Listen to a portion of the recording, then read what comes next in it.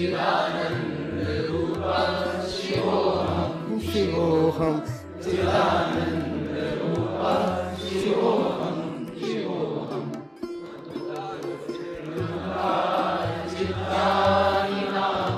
न च श्रोत्रजिह्वे न च घ्राणनेत्रे न चर्मो विभूतिर्न तेजो न वायुः चिदानन्दरूपः शिवोऽहं शिवोऽहं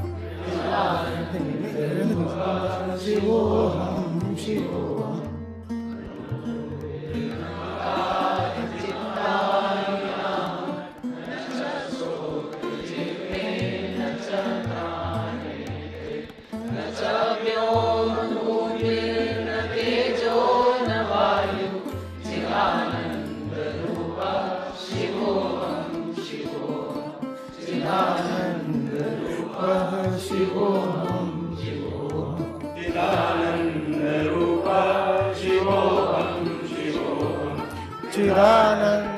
चिदानन्दरूपः शिवोऽहं शिवोऽहं चिदानन्दरूपः शिवोऽहं शिवोऽहम्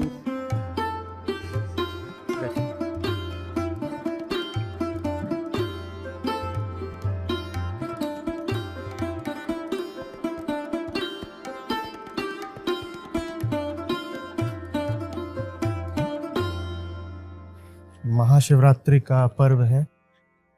सबसे पहले तो आपका आभार। मेरे लिए बहुत मार्मिक बात रहती है, हृदय स्पर्शी बिल्कुल। आप लोग दूर से आते हैं, देश के कई कोनों से, कुछ लोग विदेशों से भी आए हैं। सबसे पहले तो आपका आभार। मेरे लिए बहुत एक महत्वपूर्ण दिन होता है, सिर्फ इसलिए नहीं कि आज महाशिवरात्रि है, बल्कि इसलिए क्योंकि जहाँ कहीं भी व्यक्ति शारीरिक, भौतिक,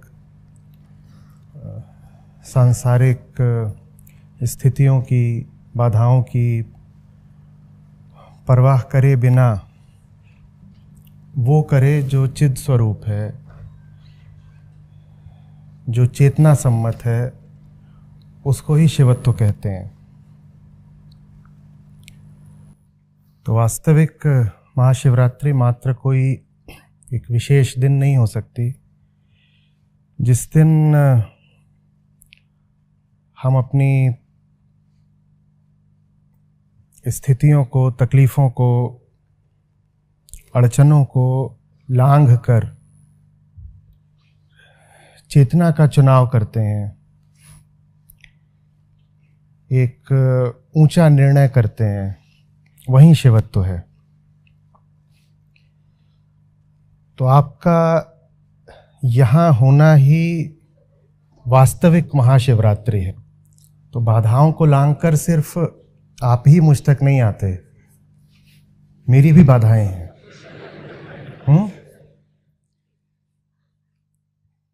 तो ऐसा नहीं सोचना चाहिए कि बात सिर्फ एक ओर से है। और मेरी बाधाएं बड़ी विकट रहती हैं। निर्वाण षटकम है, उसे स्वयं तक पहुंचने का आखिरी सूत्र भी माना जाता है, तो उसे आत्म षटकम भी कहते हैं। निर्वाण षटकम, आत्म षटकम। निर्वाण षटकम ही यहाँ पर प्रोजेक्ट करते रहिए। हम बात कर रहे हैं लांघने की, बाधाओं की। वो जो लांघने का भाव है वही शिवत्व का मूल है। सामने है चुनौती और उससे मैं रुका नहीं, उसको पार कर गया, यही शिवत्व है।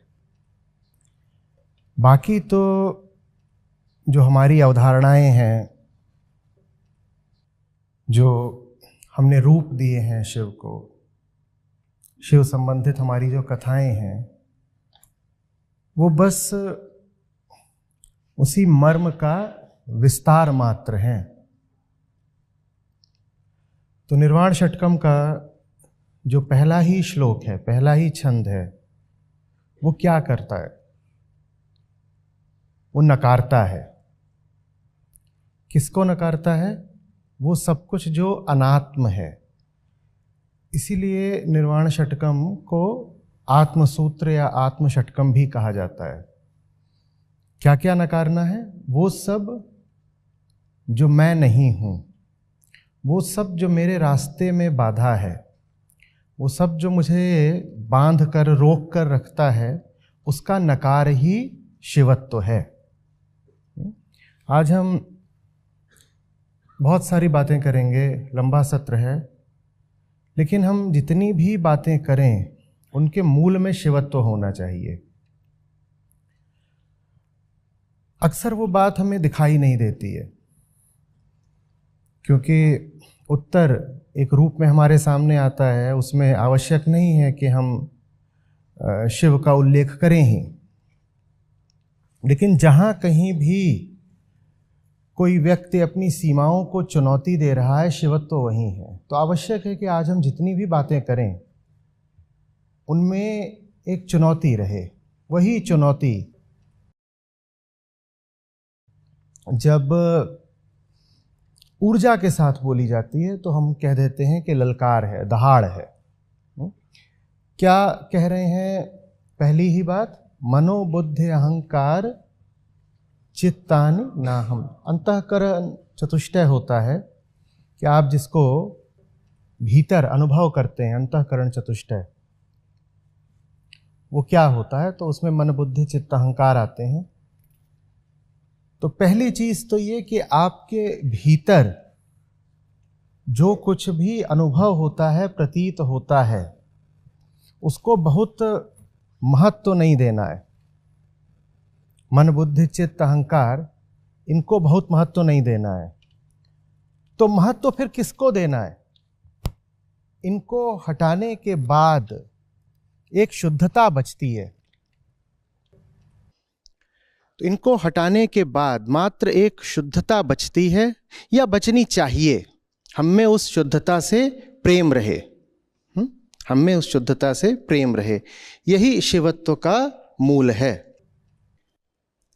मन नहीं, बुद्धि नहीं, चित्त नहीं, अहंकार नहीं। मन क्या कि बुद्धि से काम नहीं करना है? नहीं, बुद्धि मालिक नहीं होनी चाहिए।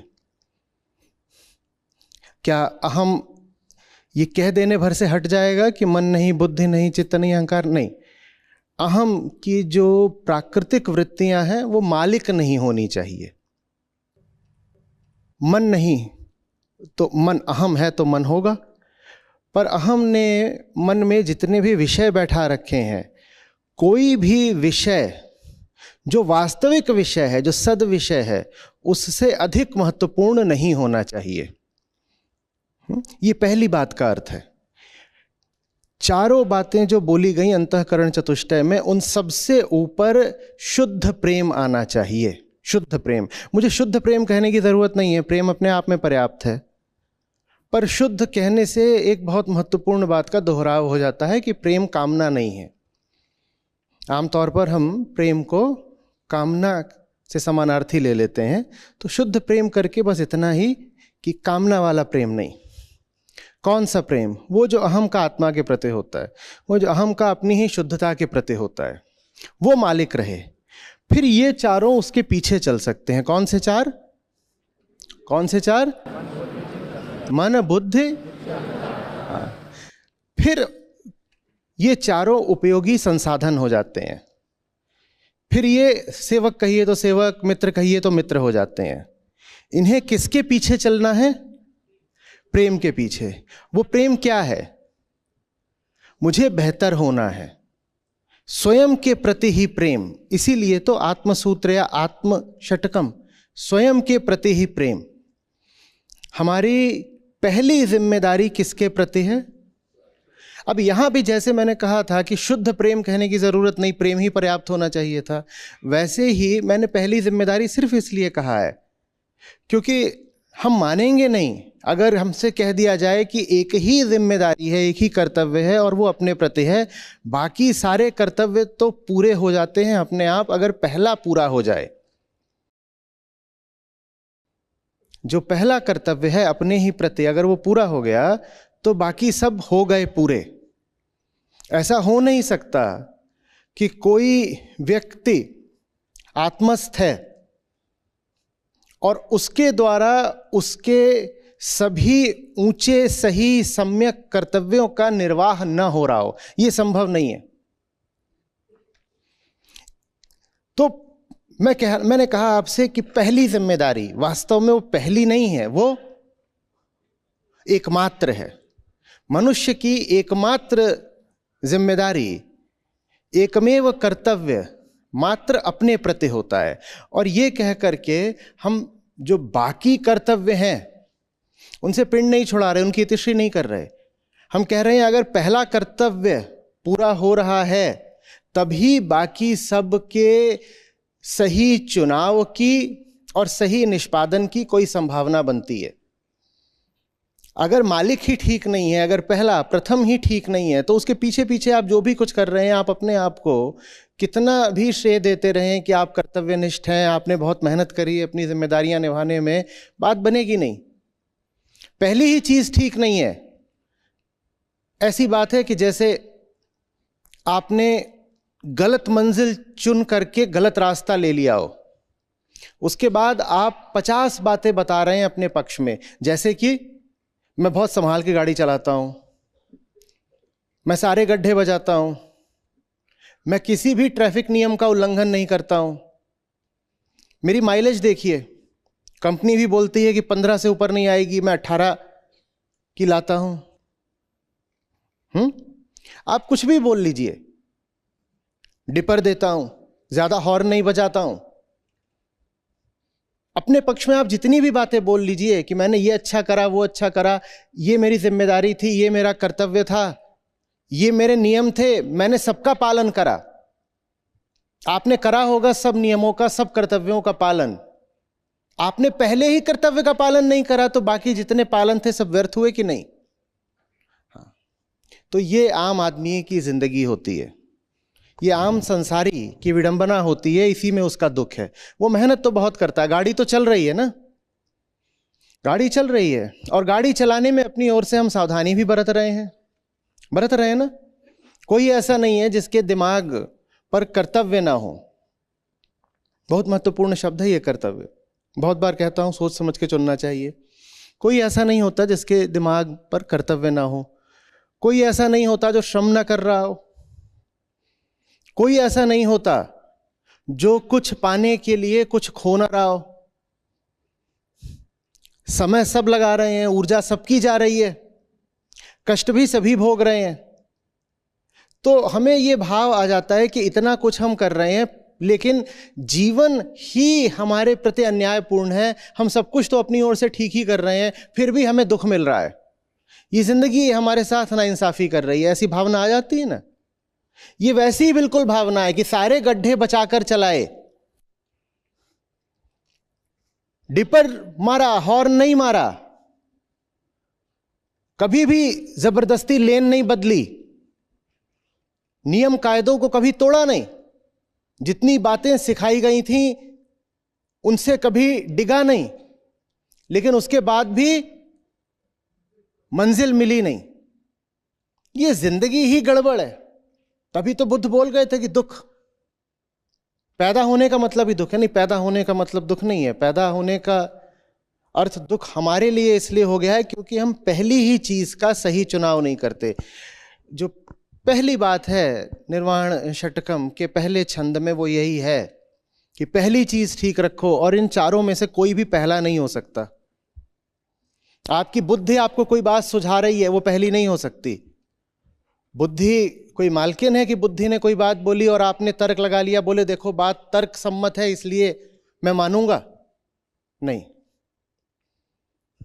लक्ष्य सही होना चाहिए। एक बार पता है कि मुझे पहुंचना कहाँ है, फिर बुद्धि लगाइए कि रास्ता क्या चुनना है, फिर बुद्धि लगाइए कि गाड़ी में और किसको बैठाना है, फिर बुद्धि लगाइए कि सामान क्या साथ लेकर जाना है। पहली चीज ठीक होनी चाहिए ना। जो मर्मज्ञ हैं वो बोलेंगे सिर्फ पहली चीज ठीक होनी चाहिए, बाकी की परवाह छोड़ दो। वही बेफिक्री है, वही तो प्रसाद है अध्यात्म का, कि एक साधे सब सधे। एक चीज ठीक कर ली, बाकियों की फिक्र छोड़ दो, वो अपने आप ठीक हो जाती हैं। लेकिन अभी हम बोल देंगे कि बाकी छोड़ दो तो हमें बड़ी चिंता आ जाएगी। तो मैं आपसे ये नहीं कह रहा हूं कि बस एक की फिक्र करो, मैं कह रहा हूं उसको पहला रखो, बाकियों को उसके पीछे रखो।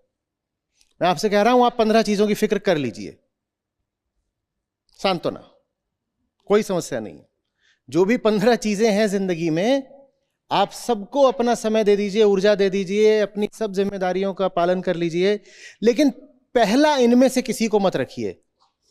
ये तो हमारे सामने सिर्फ पहला श्लोक है। षटकम का अर्थ ही है कि कितने श्लोक होंगे? 6, और सबके सब मात्र नकार में हैं। सब बस ये बता रहे हैं कि किसको जिंदगी में अहमियत नहीं देनी है। पर बात यह है कि अगर हम सारे 6 श्लोक लेंगे तो आज फिर आपके प्रश्नों पर चर्चा नहीं हो पाएगी। नहीं तो बहुत अच्छा तो यही रहता कि पूरा निर्वाण षटकम ही ले लेते।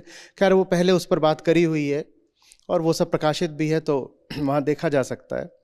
कोशिश करेंगे अंत में कि एक छंद और ले लें, चाहे दूसरा या फिर आखिरी, कोई भी।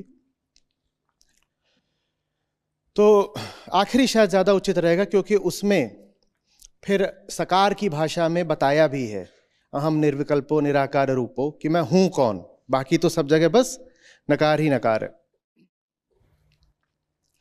तो इनको कभी अपना मालिक नहीं बनने देना है। इनसे क्या करना है? इनसे काम लेना है। मालिक कौन रहेगा?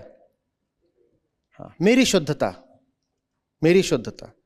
और पैदा ही हुआ हूं मैं थोड़ा गंदा, रंजित, अंजन सकल पसारा रे। मैं पैदा ही कैसा हुआ हूं?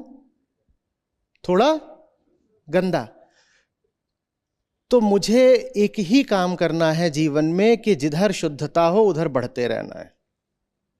यही शिवत्व है, यही महाशिवरात्रि का संदेश है। जिधर शुद्धता हो उधर तुम्हारा प्रेम हो, और उधर बढ़ने के लिए इन सब का उपयोग कर लेना। किनका? मन बुद्धि चित्त अहंकार, इन सब का उपयोग कर लेना उधर को बढ़ने को, जिधर को शुद्धता हो। प्रेम पहला रहे। प्रेम बुद्धि के पीछे नहीं चल सकता कि बुद्धि ने तर्क लगा करके दिया कि वहां प्रेम कर लो फायदा हो जाएगा। श्री कृष्ण गीता में साफ बता गए हैं कि ये सब किसके पीछे चलते हैं? बुद्धि इत्यादि अहम के पीछे चलते हैं। मन हम जानते ही हैं कि अहम का मोहल्ला है। अहम ने अपने चारों ओर जो आबादी बसा रखी है उसको मन बोलते हैं। बुद्धि अहंकार की सेविका है।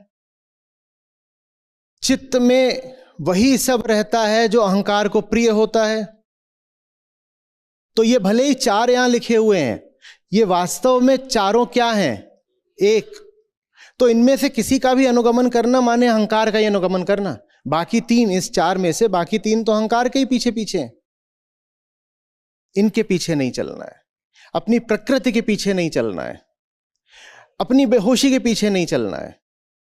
सिर्फ इसलिए कि कोई चीज शरीर सुझा रहा है उसका पालन नहीं करना है।